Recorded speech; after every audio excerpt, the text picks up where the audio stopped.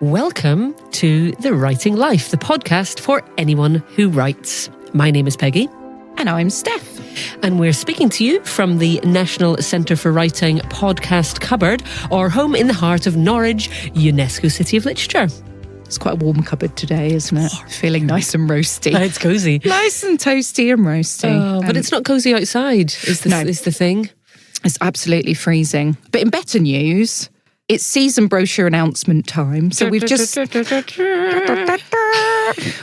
gone live with our latest season of events and courses and workshops and opportunities for writers and readers and creatives of all kinds. So head over to the National Centre for Writing website, nationalcentreforwriting.org.uk, and click What's On to check out everything that we've got coming up between March and May this year, 2026, including, Peggy, our annual City of Literature weekend at Norfolk and Norwich Festival. Incredibly exciting, Steph. I mean, can I just say, by the way, because it's your work, but the brochure looks really great. You're so kind. It's so good. It's so lovely. Lovely picture of Elizabeth Day on the cover. Yes, we have Elizabeth Day coming to Norwich. Check that out soon. Absolument.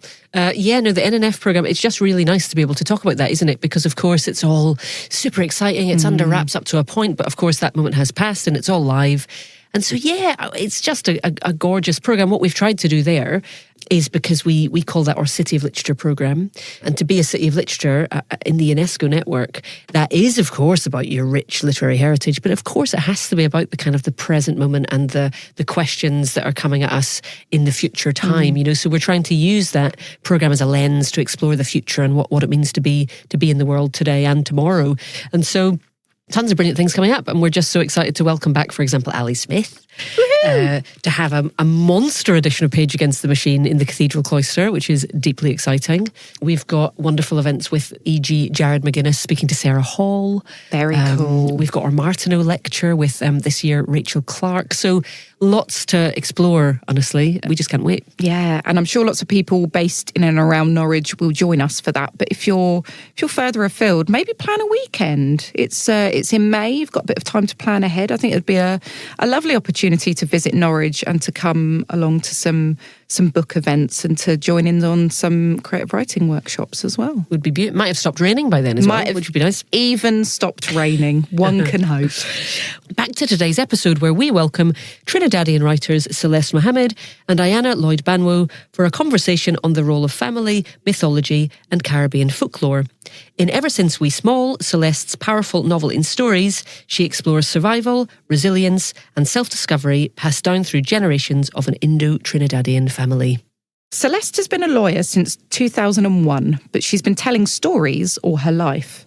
A native of Trinidad and Tobago, in 2016, she graduated from Lesley University with an MFA in creative writing. Her debut novel, Pleasantview, won the 2022 OCM Bocas Prize for Caribbean Literature. Ahead of its publication in the Caribbean and the UK, a story from her current novel in stories, Ever Since We Small, was shortlisted for the 2024 Commonwealth Short Story Prize. Together with Ayanna, they explore the use of the short story form to create an intricately woven tapestry of stories, Caribbean folklore, and themes of belonging, resistance, and legacy. So let's hand over now to Celeste Mohammed and Ayanna Lloyd Banwo in conversation. Hello, Celeste. Hi, Ayanna. It's so good to be having this conversation with you. The last time we saw each other, if I'm in the flesh, if I'm remembering correctly, would have been at the OCM Bocas Prize award ceremony in 2023, where I won the Bocas Prize and you, as the winner from the previous year, were passing the torch to me. Yes. I remember that moment, feeling so, we've writing in a small place means that we're always aware of each other and we're always rooting for each other and we're always happy for each other's success. And you almost feel like it's your duty to show up when, something good happens for someone else. And I remember I was in bits and I remember seeing you and you just went, ah! Yeah. And I said, oh my God, it's Celeste. And it was really lovely. I should say, remember your ceremony was the first live ceremony they had because of COVID. Was it? when I won, there was no live ceremony. I had to record my speech and everything and Oh, whatever. yes, I remember. I remember that. Yeah, so it was a lot of things. It was like, we've made it. We're all here. This is live and in person. And I hadn't read your book yet, but I wanted you to win because I was familiar with your work. Yeah, I mean, when you won, it was just a fantastic feeling, I think, for everybody. So I was happy to be there to. It was the same way I felt when you won. I was like, "Go, Celeste!" It's been a really wonderful journey, I think, for Caribbean writing in the moment that we're in. Long may the moment, long may the moment reign, and particularly being in company with so many women writers that are not just writing from home, but writing about home in really, really specific ways that feel close is the only word that I can think of using. So I want to talk about that. But the first thing I want to ask you about is Pleasantview won the Bocas Prize in 2022. And Ever Since We Small then is launched in the Caribbean, the first place that it's launched 4 years later, 4 years after Pleasantview. And two things. One, as somebody who's currently finishing up my second book, I want to ask you about second novel or second project jitters, second project expectations, second project anxieties and breakdowns, and just what's your experience been in publishing your second book after the first book already having such success and fans and admirers both at home and outside of home. So Pleasantview came out during I suppose you could say, the height of the pandemic still in Trinidad in 2021. It was accepted for publication in 2020. We just gone into lockdown kind of thing. And yeah, it came out the next year, 2021. You never know how your first book is going to be. I had never been through that experience before or whatever. So I was very pleasantly surprised by how things went. So by the time it won the Bocas the following year, 2022, I was like, okay, great. However, even before winning the Bocas, when it came out in 2021, the moment it came out, and I saw what the reaction was, I immediately had a panic attack. Immediately. The blood wasn't even dry on the ground. I had a panic attack because I was like, and it was like it was hovering in the background, this panic attack. And then what happened? Someone from abroad, an editor of an anthology, contacted me and said, I'm doing this anthology and you were recommended, highly recommended to include a piece in it, but it has to be a new piece. Do you have anything? You're like, oh, geez. I was like, I just got here. I just got here. I just arrived. I just arrived. Right? No, I don't have anything. And I did have something, but it was very loose and loosey-goosey. The only reason I had written that thing was because during COVID, to keep myself sane, I would go into my office every day and just, write a little bit. So I had this very poorly written sort of story, but it wasn't ready to see the light of day. So I was like, yes, I have something. Yes, I do. Of course, that's what we do. So I set about trying to write something, but what do I write? And I asked for a deadline and they kind of gave me, it was a longish deadline. I said, oh my God, what do I do? What do I do? And so I decided that I would trick myself into writing at first it was just supposed to be a new story. I went back to that poorly written story. I didn't like it. My agent didn't like it. My editor didn't nobody liked the story. So I went back to it and I said, perhaps nobody likes it and I don't even like it because of the circumstances under which it was written, the COVID angst and whatever. I said, but who in this story do I connect with? And I felt that I connected with a female character in the story. So I said, okay, what is her story? Let me just get to know her.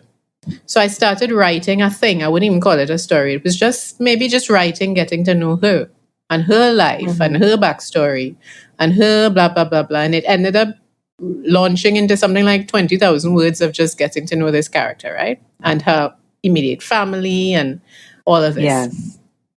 And then we get to the end of 2021 and this is post the George Floyd situation.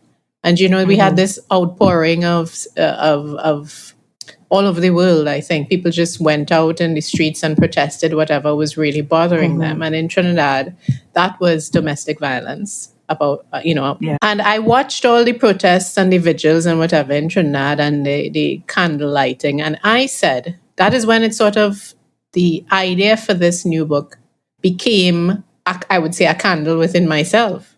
I said, okay, I am not going to go to a vigil and light a candle that will blow out in 15 minutes. My candle will be this next book. And then I knew very clearly what I was supposed to do. I was supposed to write a book about domestic violence in Trinidad, in particular in the Indo-Trinidadian community, a story that I was very close to because I had witnessed it myself growing up. And from that long meandering thing I was writing, I pulled out a discrete story for that anthology. And then in the course of writing that first story, a second one bubbled out of me. So now you have these two stories, plus the bad one. Remember, that's 3. I really want to know what happened to that bad story. That's 3, right? So I'm like, well, hey, 3 stories. That's almost half a book. So then that's when the lawyer in me kicked in and I sat down. Then another anthology said, we want a story. So I was like, okay. So I wrote a 4th story. So now we're really into a book, right? Really Connected stories. So I sat at that point and I plotted where I would take the book from here and plotted it out. And then I said, okay, yeah, this is what we're going to do. So I wrote 8 stories in the course of the following year. And then when I was done, by this time I've won the Bocas, I'm on tour and whatever in the UK. I think I saw you there. So I have these 8 stories. But then when I read it over, I said, I feel I should tack on a different ending. So I tack on an ending. And then I read it over and I say, I feel like nobody will understand this outside of Trinidad unless I do a prologue that starts where the story starts in India. So I do the prologue. So the prologue was the thing written last. So I had now these 10 stories or so. But this is now late 2022. And I sent it to my editor, who's my longtime editor, friend, whatever. And he says to me, why? He said, that last story that you write there and you put us there, cut that out. You end it where at the penultimate story, what had been the ultimate story before. And that last story was actually written as a screenplay. And I have a story to tell you about that. But anyway, it was actually a screenplay. All right. So now I have these 9 stories. I send it off to my agent and she likes it, but she wants a few changes. She had some misgivings about whether or not the last story being a screenplay would work. But at first she said, okay. I made the little changes she wanted. And then finally, we're now in 2023. And so you have won all of that. And I'm talking with her and she says, well, I changed my mind. I don't like that last story as a screenplay. Readers won't know what to do with it. So you're going to have to go back now and write it over as prose. And I was so upset. So upset. Like I couldn't even, for about a month, I couldn't even think about it because in my mind, I had closed the door on this project. Right. Now I have to re-enter the world. I had moved on to something else, a non-fiction project. Now I have to re-enter the world of this story. So when I got over myself and my anger, I decided I need to write a gateway story to re-enter the world, a new gateway story. All right, pick a character, somebody in the book that you hadn't written about before and write their story to try to re-enter. I did that. I re-enter the world of the novel. Nice. And I go back and I rewrite the last story. I change it from a screenplay to prose and whatever. But now I have this throwaway story. Remember, that wasn't intended. I end up with this extra story, this gateway story, right? That was just written for the purpose of. So I put it aside. I say, I have this big debate with my agent, and she says about whether or not to include it in the new manuscript. And then we decide, no, we're not including it. So I put it aside. She decides now to begin the process of going out to publishers. Around that time, so we're now in late 2023, I open my computer, my mail, and up comes the final warning to submit for the Commonwealth Short Story Prize. And I was like, I don't believe that's the story. So I say, I have this story I didn't do nothing with. Let me throw it in and see if anything happened. So I submit it on the last week before the prize closed, and I forget about it. Wow. Following year now, 2024, I'm sitting right here at my desk talking to my friend in England, and I see an email come up, and it's from the Commonwealth people. And I say, well, they're probably writing to tell me, you've been unsuccessful. And then I started to read it, and I told her, Melanie, I have to call you back. I'll call you back. And I read the thing again, and then I had to go and lie down because it was just too. It was too, because they tell you in the letter, out of the 8,000 or how many people in the world I had to go and lie down. And I said, what? So now when I recover, I write my agent and I said, we need to put our story in the book. And I'm so glad that you did, because Celeste, that is my favorite story. Terribly. Yeah. It is the story that there are many stories. We're going to come back to that. There are a lot of stories in this book that I really love, but that story hits at something that was so powerful. It merges Huse, which is anybody who is from, I guess for me as a Tongu, it meant that we went to Huse in St. James every year. My aunt always took us. And that moment of her saying that the drum was the voice of God, kind of telling Pinky Can, this is what she needed to do. So just for our listeners, that story is a grief story. It is a mother coming to terms with the fact that her son has done something horrible. And she is reflecting on, what could I have done? What did I not do? She is debating whether to go and claim him for burial, and debating with the shame of that. I mean, I hope this is not too much of a spoiler. And she is having this conversation or this battle with herself while Huse is going on, which is a festival that is basically a funeral. It is basically a mourning festival. And these two stories, one that has happened hundreds and hundreds of years in the past about these huge historical figures, the relative of the prophet, and this boy come to a man in Trinidad hundreds and hundreds of years later, sort of coalesce in the grief of a mother who is, quote unquote, not a good mother. And it's just those three elements really, really worked so well for me. I can't believe that's the story that almost didn't make it. Yeah, it was not there. And for the first couple publishers who would have seen this, it was not there. And then we put it in. And we're like, well, we don't know what happens next. I mean, yeah, that's that. And the bad story that started the whole thing, I fixed it up, and it ended up being the sixth story, the story of Anand, the son. With Kruger. Yeah. Okay, so that story then becomes, that's when you start to sort of resolve and bring in all the threads of this sprawling family that begins in India with a woman who is she's the matriarch of the family. She's the root of the family in the Caribbean. She leaves India as an indentured laborer, and she crosses what we call the Kalipani. She crosses the big water, and in doing so leaves caste behind, leaves family behind, leaves all the expectations of what would have been expected of women, expected of wives.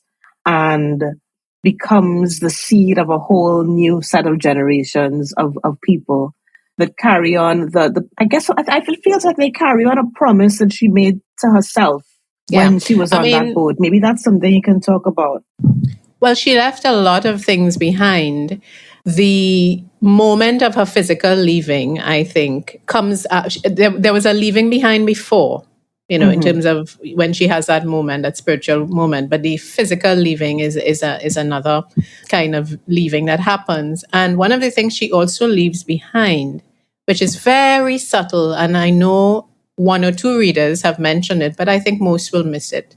She leaves behind the whole concept of racial purity. Because, it is unclear, and it is left dubious and unclear what exactly has happened. What happened? And who was the person that initiated the happening? Right. Yes. And throughout the book, they talk about how handsome her descendants are. The dark skin, the curly hair, whatever. But I did that deliberately because that is the truth. The claim to racial purity is sometimes a spurious one. We don't know, especially in the Caribbean. Yeah. So that's the promise. Really, was the promise made by the goddesses. That there would be several generations of silver and then one of gold, and she believed that promise. Even among despite everything else, she believed it, and it's that faith, really, the faith that a generation of gold was coming. Even there's one character, Lal, who isn't the nicest person or the best father, but he himself repeats that there was a generation of gold coming. He tells it to, I think, Shiva and Salma. So there's this expectation that, something better coming. I'm just thinking that is something that that is the promise of family. The idea that we continue and that we have children and that the family continues is because it is the idea of futurity. It is the idea that there is a future that is going to come that we will be a part of and want to be a part of. Maybe we'll talk about that later, the whole mythologizing of family and so on. But I wanted to ask you about, just to go back a little bit, because you mentioned something about no one's going to get this story. No one's going to understand what's happening. And was that the Terrible story, or was that which story was that? Remind me. When I said nobody's going to get it, well, I meant the entire book. I felt nobody would get the book unless I wrote the prologue. And really, because I know, you see, the thing is that we're very lucky in the Caribbean. I feel sometimes like we might be the most global citizens ever.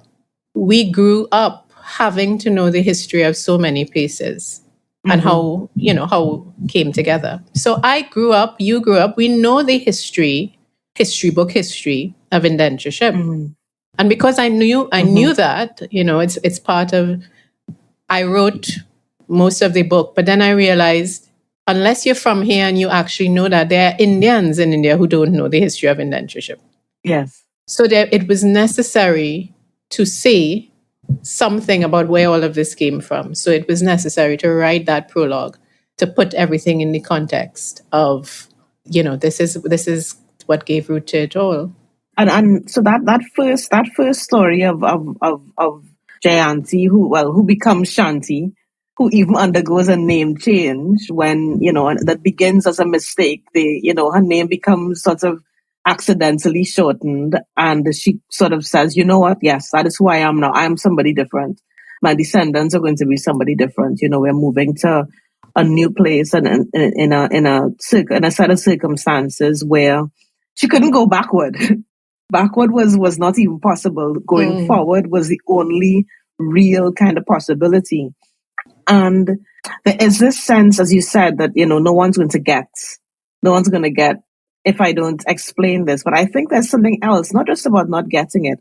I think there is a kind of an element of that story that becomes the creation myth, the sort of grounding creation myth of this family. And it makes me think about the fact that I think it is something that we do when we write about families. We have to pick a starting point. We have to pick an origin moment. Because if not, how far back do we go? Where do we start? We have to find some moment of rupture, a moment of decision, a moment where something changes and we say, okay, this is the flag that we plant, and say, here, this is where we begin. And it's something that I did with my book as well, that idea of a creation myth. It becomes, maybe it's just the way we've been taught in the West to read books, that a story must have a beginning, a middle, and an end. Yeah. A story must go in a straight line. So there are two kind of frames happening. There is that choosing of an origin, a matriarch, a beginning. But then there's also the circularity of the fact that Shanti keeps recurring. She keeps coming back. She keeps being seen and showing up in the choices and the decisions and the struggles of her female and her male ancestors later on. Maybe you can tell me about that a little bit, how that showed up for you in the process of writing. Well, before I address that, I think you said something very, very valuable, and I will take the opportunity to put my thoughts on record, because I've been waiting for someone to notice. You use the word origin story, you use the word myth, and that's exactly it. In writing that, by the time I had written the book all the way through and gotten to that point of dealing with the prologue, I myself had been wrestling with my own family history. Mm-hmm. So at the time now to write this prologue about how did she get here? How did they get here? I realized I was up against a lot of things. I cannot know what a woman, an Indian woman in 1899 in Bihar did, felt, whatever. I can research it, which I did. I can research a lot of things, but I can't speak for her, right? I can't. Mm-hmm. So there was that, and that was a bit of a wall for me. Like, how do I? And then I realized what has to happen here is that I cannot speak for her. What I can do is lean into exactly what I am. I am a descendant of that woman. How would a descendant of that woman think about her, speak about her, engage with her? And then I realized that question for me is a question that we have all dealt with here, because our ancestors all came from somewhere, whether by force or otherwise, right? Right. I grew up hearing, there's a reason why that chapter is called The Legend of Jayanti. I grew up hearing legends and myths of how they came, how my grandmother's parents came. I grew up hearing all of these things. And when you heard them, they were always spoken of with reverence and almost as if they were deities, right? Mm-hmm. And there's a certain amount of reverence, and the story is always. And so I was like, okay. So you will notice the tone of that story is very different to the rest. And at the end of that story, you get to realize that the story, you are hearing the story because it is being recited at a particular moment, right? Yeah. By a particular person. And he actually says he's reached the point after being in the West Indies so long that he doesn't know what was real or fiction, which words true Hindi, which words are invented. He doesn't know. And that was my way of dealing with that, by saying, I cannot know. We cannot know, but we have these legends. And people who reinvent themselves in a new world tend to make up legends about how they... Of course. Mm-hmm. So it was that first story is leaning into the actual truth of how we perceive, at least in the Indo-Trinidadian community, those elders. And I think it's the same once that's why I mentioned the idea of crossing the big water. It is something that is it becomes a common mythology in that both African descended and Indian descended people in the Caribbean share, because water is a rupture. Water is big, it is deep, there's drowning. You don't know when you get on this boat whether you're going to reach. You don't know what you're going to meet when you get there. So there is, and there's so many writers that I admire that sort of deal with the idea of this big water, the Middle Passage, the Kalipani. There are different kind of terms that we have for it, but there is that sense of what does water hold? What does it erase? How does water nourish us? How has it taken from us as well?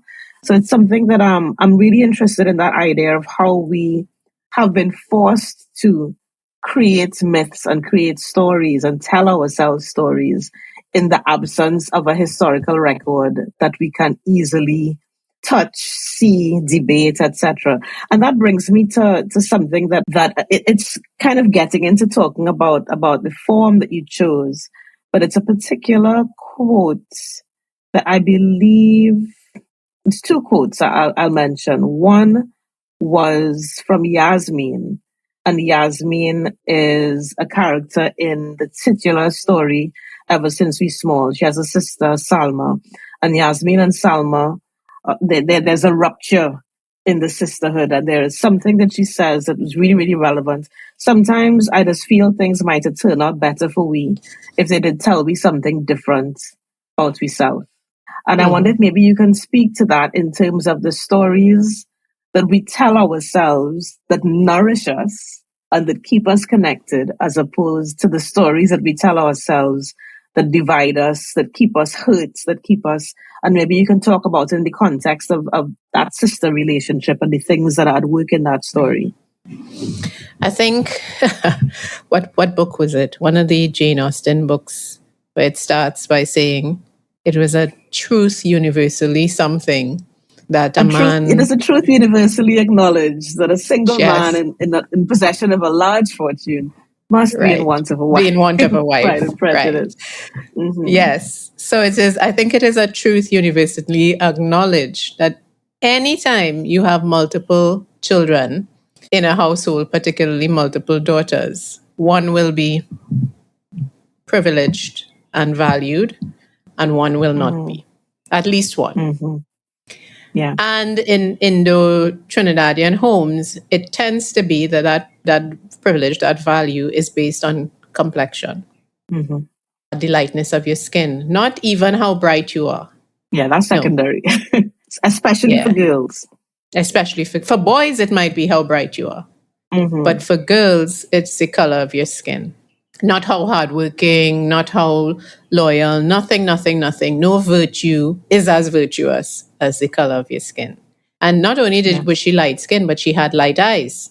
So it's like proper Aryan or whatever. So like the second coming. Yeah.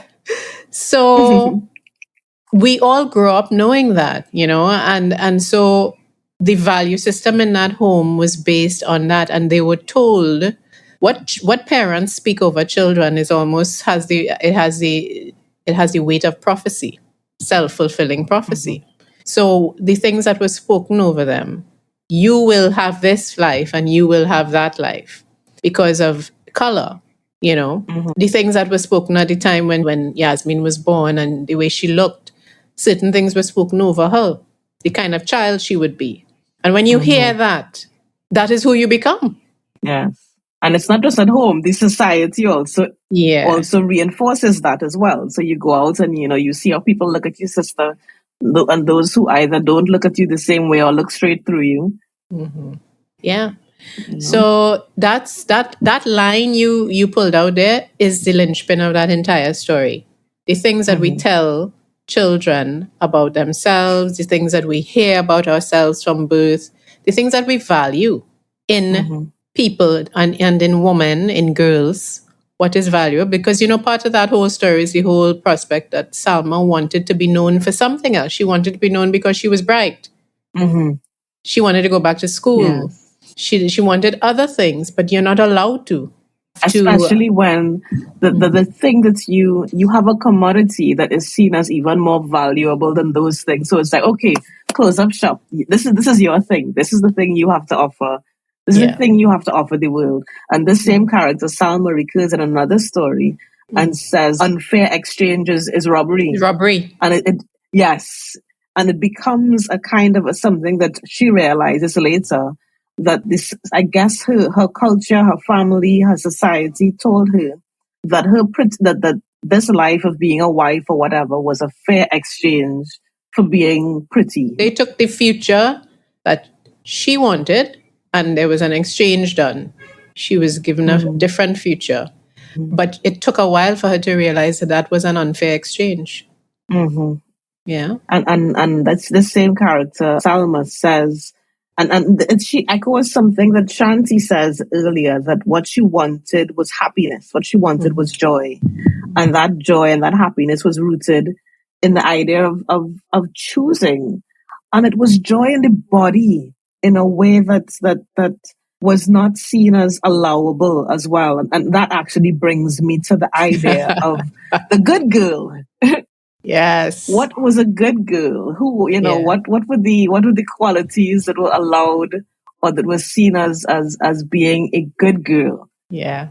Yeah. Good girls were supposed to be, and this is something that I wanted to ask you about before, and we're going to come to the short story form. But I just wanted to ask, because it's so funny that I know that you are also an attorney before you became a lawyer. And it's something that I remember thinking that was one of the things. If you were bright and you were a girl and you like to talk and you like to read, the one thing that you could be was a lawyer. Yep. Yeah. Yes. Yes. That's I just wondered how it's a kind of a diversion from what we're talking about, but I have to bring it up because we're talking about the future that is open to us as women and the place that we come from. How did you navigate that of, yes, I did this, I was the good girl, but then I also became what? Currently, I'm a bad girl. No, that is a very valid question. And the truth is, yes. When I made the decision, I was a big hardback woman. I was married at the time, whatever. When I made the decision after 10 years of practice to practicing law, to stop. And at first, the decision was simply stop, take a sabbatical, and decide what I'm going to do. And then during that year, I decided what I was going to do. And I started my master's program in creative writing. But for a while, I didn't tell anybody in the family. And I just would answer very, kind of brush things off, because there was no way of explaining what I had done. There was no way, there was no way there was going to be applause or even support. Yes. So it was a secret. It was a dirty secret. And I would say, yeah, doing my master's. But nobody asked what you do with your master's in. Yeah, nobody know what, yeah. So it was not until, and my mother would, when they did find out or whatever, they weren't exactly supportive. It was not until, luckily for me, my first publication, first story I've ever published, 6 months. Lucky for me, that story won the Pen Award almost instantly. And they started to be like, oh, okay, sort of grudgingly accepting my path. But yeah, it was not easy. I can imagine. There's something about the idea of doing something that does not immediately have that promise of respectability and of value and of something that, a family can look at and say, oh, my daughter is a lawyer, or my daughter is a wife and a mother, or my daughter is, whatever the value, the value that is the commodity that is seen as valuable. And the thing about writing is that you have no way of knowing whether any of that is going to pan out. You sort of take a dive in. I guess there are other professions where if you went to do accounting, there's a clear path of what that's going to look like. If you're an attorney, there's a clear path. Your success could be big or small, but at least there's a clarity about what that means. But to become a writer is to, to walk a road that doesn't have a map. Yes. And you always have to remember, particularly as I said, in the Indo-Trinidadian home, the golden rule is you do not shame your family. Anything that casts the slightest aspersion in their eyes on the family's respectability or whatever, it could be the smallest personal decision you make. Yes. Yeah. So, and I suppose by the very nature of writing, writing is about shaming your family. To some extent, it's about talking your business. Yes. Or reinventing your business or talking somebody else's business. Even though it's not something you might be doing consciously, you're constantly mining your life. Yes. Mining your experiences, putting together things, bits of stories you've heard, bits of family lore, bits of family gossip. And it's that bitness that I think maybe brings me to my next question about the form that you've chosen, the use of the short story form to write novels in short stories. And this is the second book now. Pleasantview also is a novel in stories. Ever since we're small, you've also described it as a novel in stories. Each one of these stories is a discrete, whole, single story, but that once you put them together, almost like the puzzle piece that your character Nadia speaks about when she says she can't make sense of her life because she doesn't have the big picture. She just has little bits and it's like trying to put together a puzzle without knowing what the picture is going to look like at the end. But I guess I want to ask you about this idea of small things, short things, particularly as it relates to us in the Caribbean, being again from a small place, stories that maybe aren't seen as having universal relatability, places that are very specific. I guess I want to ask you about small. Yeah. And the choice of smallness and the choice of the form of short stories to get to a bigger picture. Right. Okay, so let's start at the beginning and see how we go, right?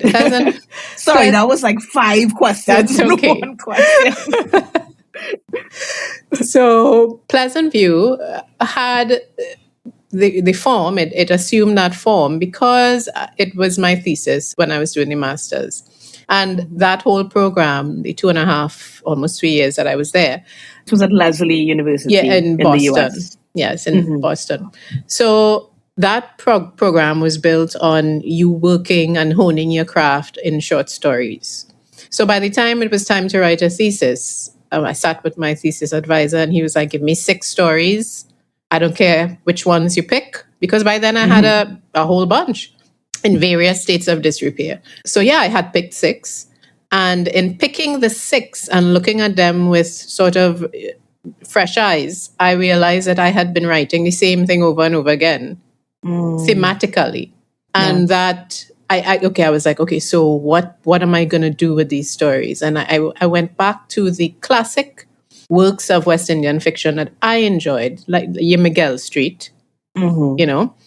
And I said, well, okay, I'll do something similar because I thought of Miguel Street. I thought of N.W. by Zadie Smith. I thought about Dubliners by James Joyce. I saw a long tradition of taking a bunch of people and putting them in a town, letting the town be a character in its own right, and see what happens, you know? Right. So that was the experiment that Pleasantview was. And it was 6 stories at first, and then later on I added 3 others to sort of balance it out.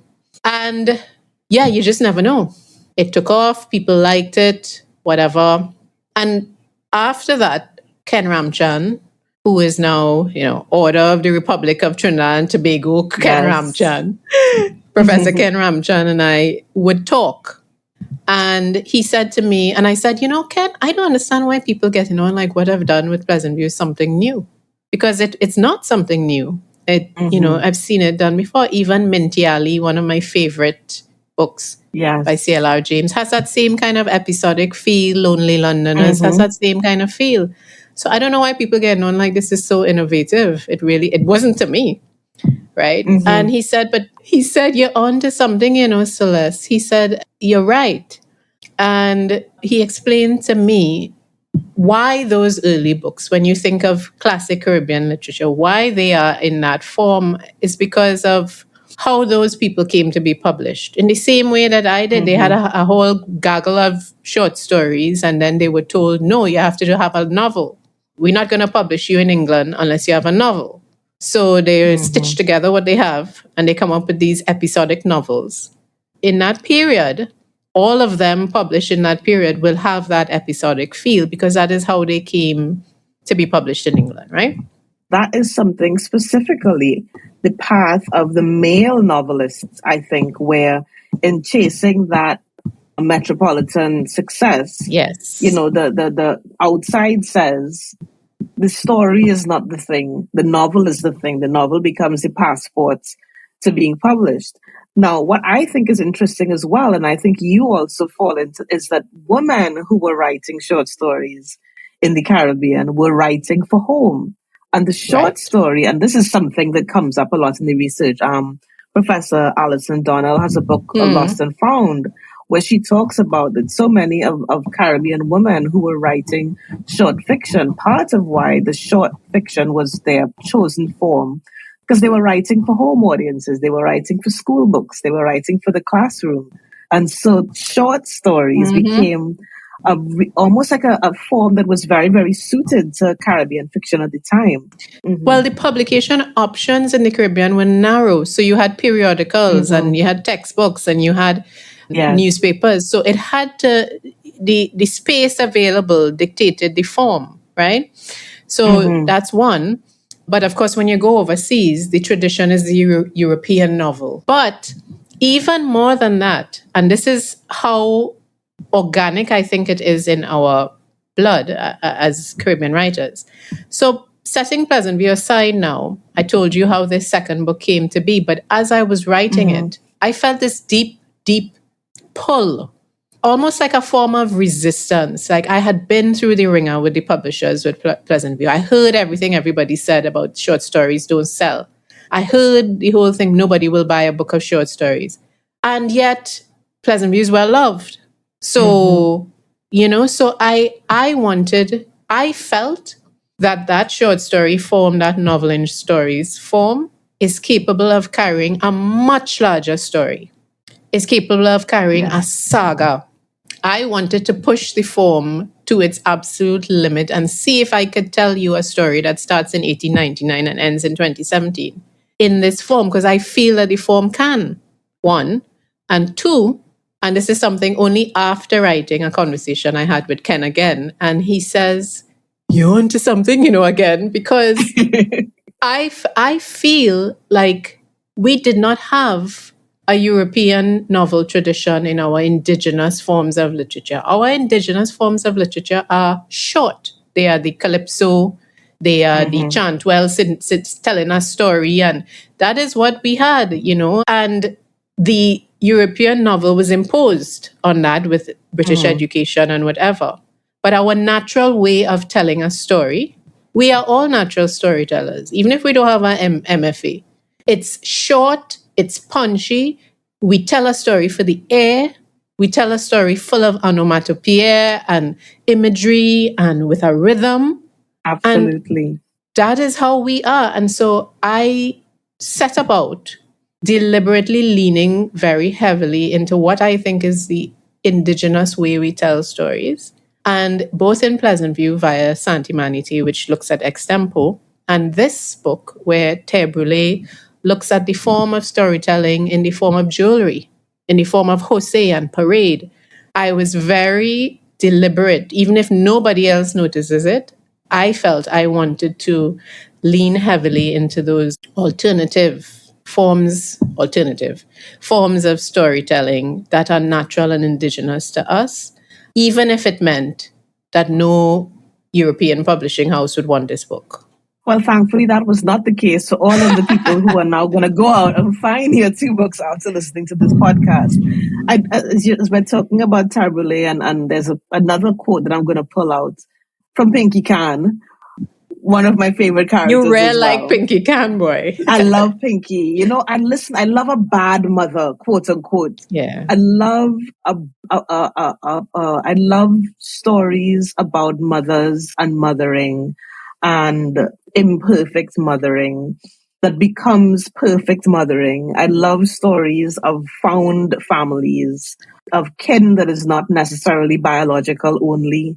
So even when Miss Jackie enters the lives of Shiva, Miss Jackie and Shiva and their unorthodox sort of relationship, but she is the person who saves those children. Yes. She's the person who remains sort of there with them. And so that's something that I find so fascinating. But there's a particular thing she says, small things carry plenty goodness, pressed down like seed. You never know what hiding in a small thing. I know though, I've been small all my life. Yeah. And I find that to be such a wonderful metaphor for this book, for the idea of of how you've used short stories in this way, writing about a place that is a small place, using family narratives to tell big mythological cycles. Yeah. And that is what I found quite valuable in this, and I can't call it a collection, but in this novel, and the ways that seeing the mentions of places from home that probably don't mean much to anybody else who doesn't know it. You know, you mentioned Mother Cornhusk, I feel a thrill. You mentioned Maruga, I feel a thrill. You hear Bagatelle, I remember playing Pan and Meritone's Panyard as a teenager. I feel a thrill because I know Bagatelle well. You know, I know that road going down to Barapa well. I know that feeling of not wanting to be there after dark because traffic lights, roads you can't see, I know those spaces so well. So it always feels like I'm being seen when I read a book, and I feel like the writer has given me these little Easter eggs, these little gems to say, girl, your small place is a big place. Yeah. Well, it sounds like you enjoyed it. So it sounds like you enjoyed it. So that's enough for me. I did. Okay. Thank you so much, Celeste. A real pleasure. Thanks, Ayanna. Thanks for doing this. This was fun. And it's always great to talk to somebody who really understands the work so well. A big thank you to Celeste Mohammed and Ayanna Lloyd Banwo for their time. Make sure you pick up a copy of Ever Since We Small from your local bookshop or library. And as ever, if you have any questions or you want to get in touch, or you can tell us which events you're coming to at the City of Literature Weekend at Norfolk and Norwich Festival in May, you can find us at Writers Centre on Instagram and Blue Sky. We're on Facebook, and you can sign up to our newsletter at nationalcentreforwriting.org.uk. As a UK registered charity, we rely on the generosity of our brilliant supporters to make our work possible. You can make a donation on the website by going to the Support Us page. And if you enjoyed what you heard today, please do consider subscribing to the podcast and leaving us a 5-star rating and a review, because this helps other listeners and writers to find us. Thanks again. Keep writing, and we will catch you on the next episode.